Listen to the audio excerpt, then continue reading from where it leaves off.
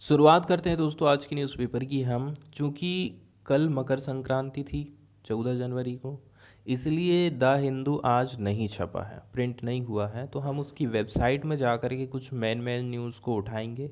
इसके अलावा हम पीआईबी की कुछ मेन न्यूज़ को देख लेते हैं। पीआईबी की जो पहली न्यूज़ आई है वो आई है नारी शक्ति पुरस्कार से रिलेटेड। ठीक है, तो इसके बारे में कुछ बेसिक पॉइंट हैं, जैसे कि नारी शक्ति जो पुरस्कार है वो हर साल दिया जाता है, एनुअल अवार्ड है। इसको देती है ministry of women and child development of government of India to individual women. एक अकेली वुमेन को भी दिया जा सकता है या फिर किसी इंस्टीट्यूशन को जिसने बढ़िया काम किया है toward the cause of women empowerment. महिलाओं के सशक्तिकरण के लिए यदि कोई एक सिंगल महिला या फिर कोई इंस्टीट्यूशन बढ़िया काम करता है, उनको एम्पावरमेंट करने का काम करता है, मजबूती प्रदान करता है, उनको दिया जाता है नारी शक्ति पुरस्कार। Awarded for national award in recognition of exceptional work for women empowerment. 1999 में पहली बार इसको अवार्ड दिया गया था और रिवार्ड की यहाँ पर प्राइस 1 से 2 लाख के बीच में बताया जाता है। और भी कुछ फैक्ट हैं जिनको हम देख लेते हैं। इसमें बताया जा रहा है, देखो, केंद्रीय महिला बाल विकास मंत्रालय द्वारा प्रदान किए जाने वाला नारी शक्ति पुरस्कार, इसकी शुरुआत हुई थी 1999 में। 6 श्रेणी में इसको दिया जाता है। ये पुरस्कार व्यक्तियों या फिर संस्थाओं द्वारा समाज में महिलाओं के लिए महत्वपूर्ण और सकारात्मक बदलाव की दिशा में किए गए असाधारण योगदान के लिए दिया जाता है। ठीक है, इसमें वे सभी व्यक्ति और संस्थान आ जाते हैं जिन्होंने महिलाओं के सशक्तिकरण के क्षेत्र में बढ़िया काम किया है।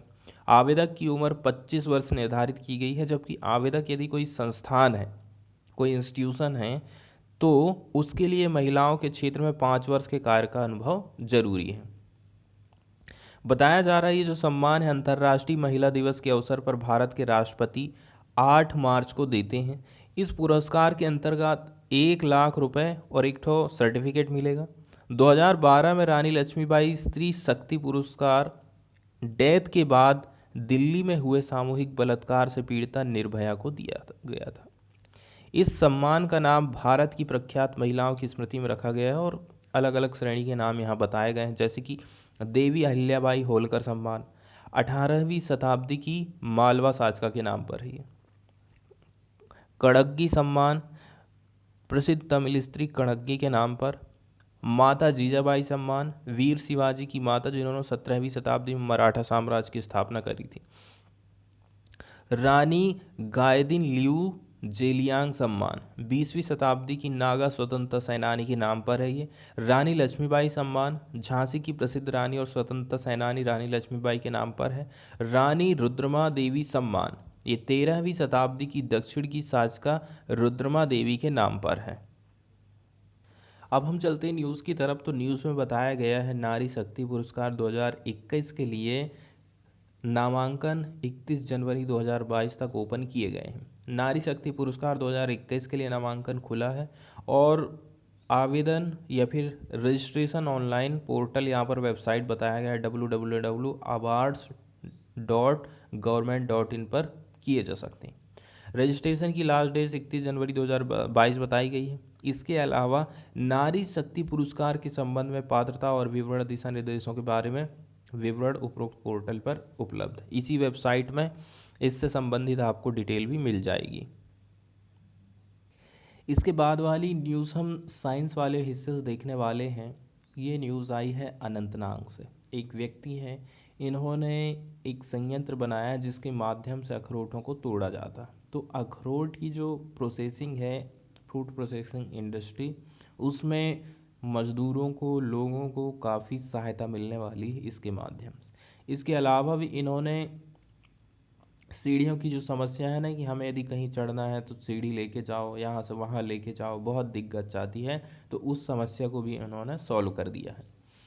केंद्र शासित प्रदेश जम्मू कश्मीर के अनंतनाग की बात है। इनोवेटर का नाम है मुश्ताक अहमद डार। इन्होंने श्रृंखलाबद्ध ढंग से कई सारे यंत्र विकसित करे जिससे कि लोकल लोगों के लिए अखरोट की जो प्रोसेसिंग है इसका काम आसान हो गया। इसके अलावा दूसरा काम इन्होंने काम करा है, खंभों पर चढ़ने के लिए एक डिवाइस को विकसित किया है। अखरोट के लिए उन्होंने जो यंत्र बनाए हैं उनमें अखरोट तोड़ने वाली मशीन है और अखरोट छीलने वाला यंत्र है, वाशर और सॉर्टर भी इसमें शामिल है। अखरोट के उत्पादन को एकदम सिस्टमेटिक कर देता है ये सब मशीनें, और अखरोट के प्रसंस्करण के काम में लगे लोगों की कड़ी मेहनत को भी कम करने का इन्होंने प्रयास किया। अखरोट प्रसंस्करण का काम मेनली ज़्यादातर केंद्र शासित प्रदेश जम्मू और कश्मीर में होता है। इसके साथ ही लद्दाख, हिमाचल प्रदेश, उत्तराखंड, सिक्किम और अरुणाचल प्रदेश के कुछ हिस्सों में भी ये काम होता है। आगे बताया जा रहा है, इस प्रसंस्करण वाले उद्योग में जो लोग काम करते रहते हैं वो लोग अब कैसे सशक्त हो जाएंगे इन मशीनों की सहायता से, ठीक है, जिससे कि लोग पेपर सेल, पतले खोल, मध्यम खोल और कठोर खोल वाले कई प्रकार के अखरोट की घरेलू और वर्ल्ड लेवल में कुशलतापूर्वक एक्सपोर्ट ये कर पाएंगे। बताया जा रहा है इन मशीनों की मदद से उन्हें छिलके वाले अखरोट के बजाय खाने योग्य अखरोट का निर्यात और विपणन करके अपने व्यवसाय को बढ़ाने का मौका मिल रहा है।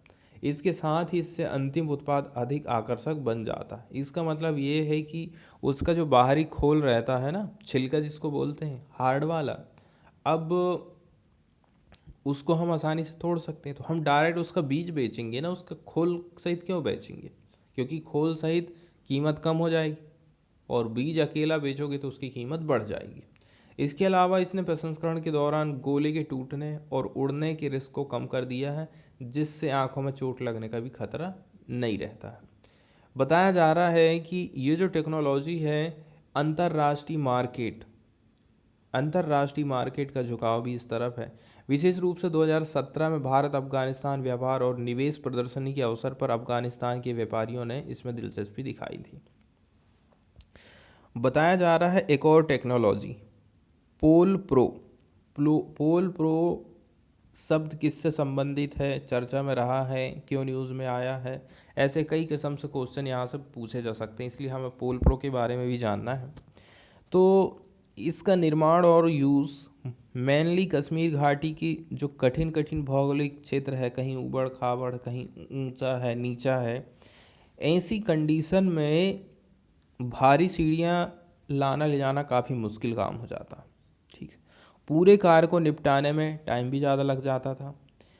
इस पोल प्रो ने ज़्यादातर विषम परिस्थितियों में भारी भरकम सीढ़ी की ज़रूरत को ख़त्म कर दिया है। इसने सुरक्षा प्रोटोकॉल के साथ बिजली, दूरसंचार और खंभों पर आसानी से पहुंचकर समस्याओं का पता लगाने में मदद करी है। ये जो टेक्नोलॉजी है इवेंटा गैजेटिक्स प्राइवेट लिमिटेड के माध्यम से बाज़ार में अवेलेबल है, जो भारत सरकार DIPP 25-15-4 द्वारा मान्यता प्राप्त एक स्टार्टअप है और एक technology business incubation and entrepreneurship council NIAF द्वारा इंक्यूबेट किया गया और इसको समर्थन देता है विज्ञान और प्रौद्योगिकी विभाग। तो ये तो थी मेन इसकी न्यूज़, और जो पिक्चर आप देख रहे हैं ना, यही इनकी चढ़ने वाली जो टेक्नोलॉजी है ना वो है, और ये जो मशीन है ये आप देख रहे हैं यही अखरोट को फोड़ने का काम करती है, और ये पोल प्रो जो टेक्निक है इसके माध्यम से हाइट पे चढ़ते हुए इनको दिखाया गया है। द हिंदू की वेबसाइट से यदि हम देखें तो एक जो न्यूज़ आई है इंटरनेशनल वाली, वो रसिया और यूक्रेन के रिलेशन को बताती है, ठीक है, और बीच में आ गया रसिया US के रिलेशन को बताती है और बीच में आ गया है यूक्रेन, ठीक है। तो रसिया ने जिस प्रकार से 1 लाख सेना यूक्रेन की बॉर्डर पर भेजी है, तो US को ये लगता है कि ये ना यूक्रेन पर क्या हमले की एक साजिश है, यही US रसिया के ऊपर आरोप लगा रहा। अब चूँकि ये जो मेंबर कंट्री हैं यूक्रेन, इसी का एक हिस्सा कुछ टाइम पहले रसिया ने हड़प लिया था, क्रीमिया, इस पर कब्जा कर लिया था और अभी तक फिर कोई कुछ कर भी नहीं पाया। अब चूँकि नेटो जो अलाय बना था उसमें ये भी शामिल है, यूक्रेन भी शामिल है, इसलिए रसिया हमेशा ये चाहता है ना कि नाटो तो मुझे टारगेट करने के लिए इन्होंने बनाया था, तो नाटो की जो एलाय कंट्री हैं वो यूक्रेन की तरफ आगे ना बढ़े। पश्चिम वाले जो देश है ना अपनी अपनी जो प्रेजेंस है यूक्रेन में ना बढ़ाए, ऐसा रसिया का कहना है। इसके अलावा रसिया ये भी कहता है यूक्रेन से कि आप जो है नाटो की सदस्यता रद्द कर दीजिए, मतलब कि उसकी जो सोवरनेटी है वो भी प्रभावित हो रही है इससे। कोई देश ऐसे कैसे कर सकता है? वो देश अपना खुद का डिसीजन खुद लेगा, किसी के कहने पर थोड़ी ना वो वापस हो जाएगा। और वैसे भी जब उसको पता है यूक्रेन को कि रसिया ने हमारे ये हिस्सा हड़प लिया था, तो ऐसे टाइम में कौन हमारा साथ देगा? हो सकता है फ्यूचर में कुछ और भी हो जाए, तो ऐसे टाइम में नाटो के सदस्य देश ही उसका साथ देंगे, क्योंकि नाटो का ऐसा कहना है कि देखो, एक देश पर हमला मतलब पूरे नाटो के सदस्य देश पर हमला, इसलिए नाटो काफ़ी इम्पोर्टेंट हो जाता है। आगे अमेरिका की तरफ से कहा जाता है, वाइट हाउस के सेक्रेटरी हैं जैन पेसाकी, इनका कहना है यूएस इंटेलिजेंस की फाइंडिंग ये सामने आई है कि Russia is also laying the groundwork through a social media disinformation campaign. Russia झूठी झाटी खबर भी फैला रहा है कि जो यूक्रेन है वो एग्रेसर हो गया है, एग्रेशन में है। ठीक है, इसके अलावा एक प्रकार से रसिया की चाल है यूक्रेन में कब्जा जमाने की, ऐसा अमेरिका का कहना है। US intelligence official have determined a Russian effort is under way to create a pretext. ठीक है, यहाँ पर प्रीटेक्स्ट आया है मतलब होता है बहाना बनाना। Pretext for its troop to further invade. ठीक है, इन्वेड करना मतलब क्या होता आता है? आक्रमण करना, या जैसे कि उस पर ऐसे हिसाब से कर रहे हैं कि आप उसको कब्जा कर लो। Further invade Ukraine and Moscow has already prepositioned operative to conduct a false flag operation in eastern Ukraine according to the White House, ऐसा अमेरिका की तरफ से जो इंटेलिजेंस है उनका कहना है। वाइट हाउस सेक्रेटरी हैं Jen Psaki said on January 14, the intelligence finding so Russia is also laying the groundwork through a social media disinformation campaign that frames Ukraine as aggressor that has been preparing an imminent attack against Russia-backed forces in eastern Ukraine। इसके अलावा एक बात तो इसमें यह कही जाती है, हम लोग बहुत चिंतित हैं कि रसिया की जो गवर्नमेंट है वो प्रिपेयरिंग कर रही है for an invasion in Ukraine, मतलब कि यूक्रेन में आक्रमण अतिक्रमण की तैयारी रसिया की सरकार कर रही है। इस बात से हम चिंतित हैं। तो इससे आखिर रिजल्ट क्या होगा? वाइड स्प्रेड ह्यूमन राइट का वायलेशन होगा। इसके अलावा war crimes should diplomacy fail to meet their objective, ऐसा यूएस की तरफ से कहा गया। The White House did not provide detail about how much confidence it has in the assessment. हम अंदाज़ा जो लगा रहे हैं वो कितना सही है कितना गलत है, अभी इस बारे में हम कुछ नहीं कह सकते। ठीक है, a US official who was not authorized to comment on intelligence and spoke on condition of anonymity said much of the intelligence was gleaned from। ठीक है, यहाँ एक वर्ड आया है ग्लीन। ग्लीन का मतलब होता है चमका, बीनना। Glean from intercepted communication and observation of the movement of people, मतलब कि हम जो जानकारी उठाए हैं आखिर उसका सोर्स क्या है? तो इंटरसेप्टेड कम्युनिकेशन के माध्यम से। ठीक है, और इसके अलावा जो लोगों का मूवमेंट होता है ना उसके हिसाब से ये बातें कही गई हैं। इसके अलावा Ukraine is also monitoring the potential use of disinformation by Russia. Separately Ukrainian media on 14 January reported that authorities believed Russian special service were planning a possible false flag incident to provoke additional conflict। एक तो शुरू से ही गलत information फैला दो और उसके बाद लड़ाई खड़ी कर दो और फिर वहाँ पर कब्जा जमा लो।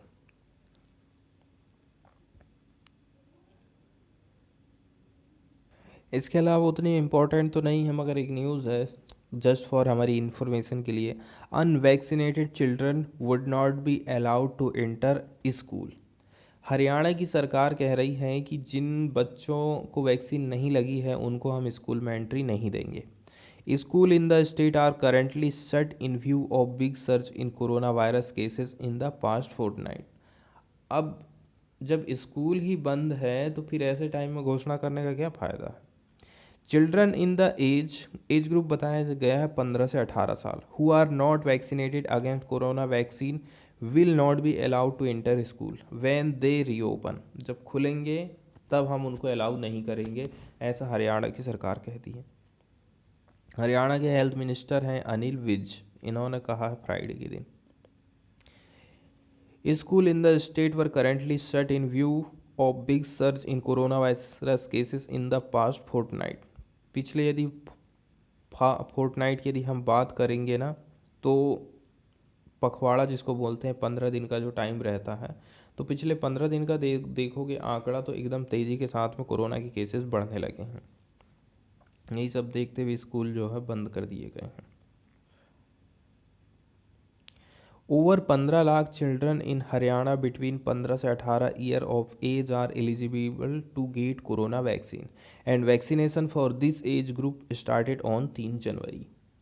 15 से 18 उम्र के 15 लाख बच्चे हैं हरियाणा में जो कि वैक्सीन के लिए योग्य हैं। 3 जनवरी से काम चालू हो गया है वैक्सीन के लिए इस एज ग्रुप में।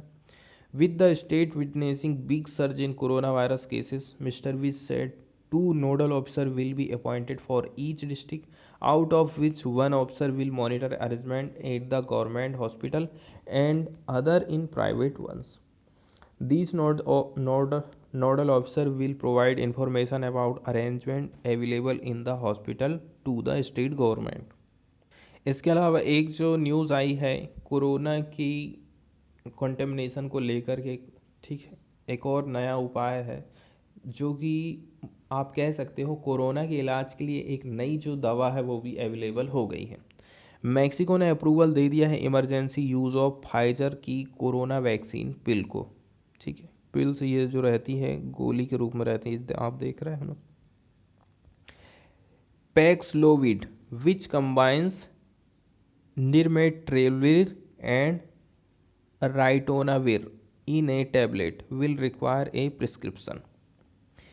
Mexican health regulator COFEPRIS, इसको आपको ध्यान में रखना है कि मैक्सिकन की जो हेल्थ रेगुलेटर कौन है, कोफेप्रिस, फ्राइडे के दिन कहा है 15 जनवरी 2022 को it had approved US pharmaceutical company Pfizer's antiviral oral treatment against COVID-19 for emergency use in adult with light और moderate risk of complication.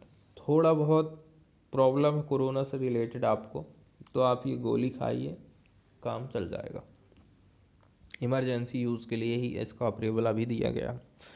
पैक्सोलविड which combines nirmatrelvir and ritonavir in a tablet will require a prescription, it said in a statement. आगे बताया जा रहा है the treatment was nearly 90% effective in preventing hospitalization and death and data suggest it retain effectiveness against the Omicron variant. Pfizer का ऐसा कहना 90% effectiveness है इसकी, हॉस्पिटलाइजेशन से आप बच जाओगे। इसके अलावा डेथ को भी काफ़ी कुछ कंट्रोल करके रखता है और ओमिक्रॉन वेरिएंट के लिए भी ये काफ़ी कुछ काम करता है। लेट लास्ट ईयर कोफीपर had approved a similar treatment by Eli Lilly and CO।